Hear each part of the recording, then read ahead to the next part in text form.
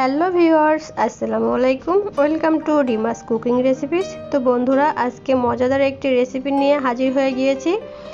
আজকে আমি কুমড়ার বড়ি দিয়ে ফুলকপি, নতুন আলু, টমেটো দিয়ে একটি রেসিপি তৈরি করব।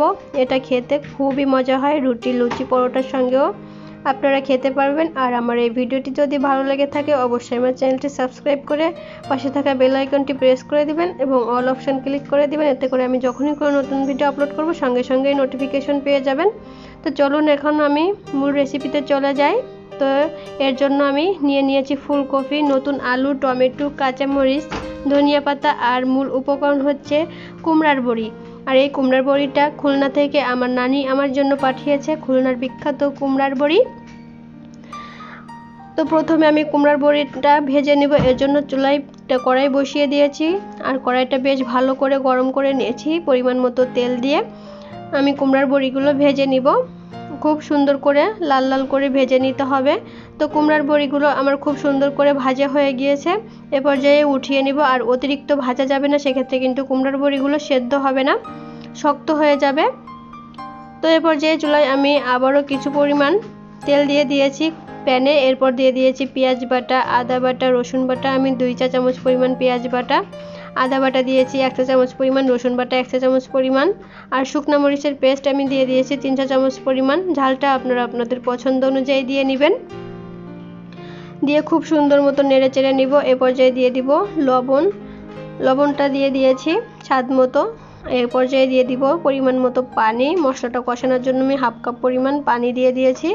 যেহেতু গুঁড়া মশলা অ্যাড করব, নিচ থেকে পোড়া লেগে যেতে পারে, সেজন্য আমি এখানে দিয়ে দিয়েছি হলুদের গুঁড়া, জিরার গুঁড়া 1/2 চা চামচ পরিমাণ, ধনিয়া গুঁড়া 1/2 চা চামচ পরিমাণ দিয়ে খুব সুন্দর করে মশলাটা আমি কিন্তু কষিয়ে নিব। আর এই মশলাটা যত কষানো হবে সুন্দর, তত কিন্তু রান্নাটা ভালো হবে। আর দিয়ে দিয়েছি আমি টমেটো পিউরি। আমি একটা টমেটো পিউরি করে দিয়ে দিব, আর একটা কিন্তু আমি কেটে টুকরা টুকরা করে আস্ত দিয়ে দিব। তো টমেটো পিউরিটা দিয়ে আবারও বেশ কিছুক্ষণ আমি নেড়ে চেড়ে কষিয়ে নিব। দেখুন তেলটা ছেড়ে গিয়েছে। এ পর্যায়ে দিয়ে দিব কেটে রাখা আলুটা দিয়ে বেশ কিছুক্ষণ আমি নেড়ে চেড়ে নিব, মশলার সঙ্গে একটু নেড়ে চেড়ে নিব। তারপরেই কিন্তু আমি কেটে রাখা ফুলকপিগুলো দিয়ে দিয়েছি। আমি মিডিয়াম সাইজ করে কেটে নিয়েছি, একদম ছোট করা যাবে না ফুলকপিগুলো, সেক্ষেত্রে কিন্তু রান্নার পরে ভেঙে যেতে পারে। তো ফুলকপিগুলো আমি খুব সুন্দর করে মশলার সঙ্গে কষিয়ে নিব। আপনারা চাইলে কিন্তু তেলে ফুলকপি আলুগুলো ভেজেও রান্না করতে পারেন, সেক্ষেত্রে তেলের পরিমাণটা বেশিই প্রয়োজন হয়। তো আমি এখানে মশলার সঙ্গে খুব সুন্দর করে কষিয়ে নিব। আমি প্রায় 10-15 মিনিট ধরে কিন্তু কষিয়ে নিব ঢাকনা দিয়ে। আর খুব সুন্দর করে কষিয়ে নিলে কিন্তু এর গন্ধটা চলে যায়, কোনো গন্ধই থাকে না। তো এভাবে কিন্তু আমি ঢাকনা দিয়ে বেশ কিছুক্ষণ ধরে কষিয়ে নিয়েছি। এ পর্যায়ে আমি পরিমাণ মতো ঝোলের পানি দিয়ে দিব। যেহেতু এখানে কুমড়ার বড়িটা অ্যাড করতে হবে, সেহেতু কিন্তু পানির পরিমাণটা একটু বেশিই দিতে হবে, তা না হলে কিন্তু ঝোলের পরিমাণটা একদমই কমে যাবে। যেহেতু কুমড়ার বড়িতে কিন্তু প্রচুর পরিমাণে পানি টেনে নেয়। তো আমি ঝোলের পানি দিয়ে ঢাকনা দিয়ে ঢেকে কিছুক্ষণ রান্না করে নিয়েছি। যখন অর্ধেক জাল হয়ে যাবে, এ পর্যায়ে কিন্তু দিয়ে দিতে হবে কুমড়ার বড়িটা দিয়ে ঝোলের সঙ্গে খুব সুন্দর মিশিয়ে নিতে হবে। এরপর আবারও আমি বেশ কিছুক্ষণ হাই হিটে রান্না করব, আর পুরো রান্নাটা কিন্তু হাই হিটে করবেন। এ পর্যায়ে দিয়ে দিব কেটে রাখা টমেটো, দিয়ে দিব কাঁচামরিচ ফালি,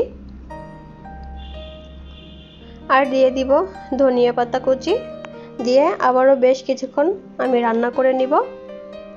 তারপর নামিয়ে পরিবেশন করব। আমার ভিডিওটি যদি আপনাদের ভালো লেগে থাকে অবশ্যই আমার চ্যানেলটি সাবস্ক্রাইব করে পাশে থাকা বেল আইকনটি প্রেস করে অল অপশন ক্লিক করে দিবেন। এতে করে আমি যখনই কোনো নতুন ভিডিও আপলোড করব সঙ্গে সঙ্গেই নোটিফিকেশন পেয়ে যাবেন। তো দেখুন আমার রান্না হয়ে গিয়েছে আর আমি পরিবেশন করে দিয়েছি। আর দেখুন কত সুন্দর হয়েছে। আর কুমড়ার বড়িগুলো কিন্তু ফুলের টইটুম্বর হয়ে গিয়েছে, আর এটা খেতে মাশাআল্লাহ অসাধারণ লাগে। আমার ভিডিওটি যদি আপনাদের কাছে ভালো লাগে অবশ্যই কমেন্টস করে জানাবেন, এভাবে একবার ট্রাই করবেন। আর বন্ধুরা, লাইক দিতে কিন্তু একদমই ভুলবেন না, কারণ আপনাদের একটা লাইক আর কমেন্টস আমাকে অনেক বেশি উৎসাহিত করে। আমার ভিডিওটি দেখার জন্য সবাইকে অসংখ্য ধন্যবাদ। আল্লাহ হাফেজ।